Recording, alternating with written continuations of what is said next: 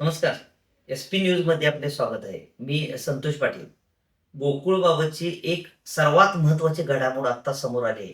ती म्हणजे गोकुळच्या संचालक मंडळाने सर्वोच्च न्यायालयात याचिका दाखल केली आहे आणि ही याचिका न्यायालयाने आजच ॲडमिट केली असून याच्यावर मंगळवारी सुनावणी होणार आहे.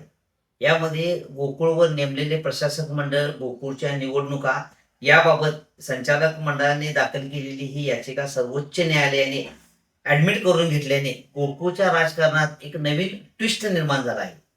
गोकुळमध्ये राजकीय खलबती सुरूच असताना आता या न्यायिक प्रक्रियेमुळे कोणता नवीन ट्विस्ट येतोय हे पाहणे महत्त्वाचे ठरेल.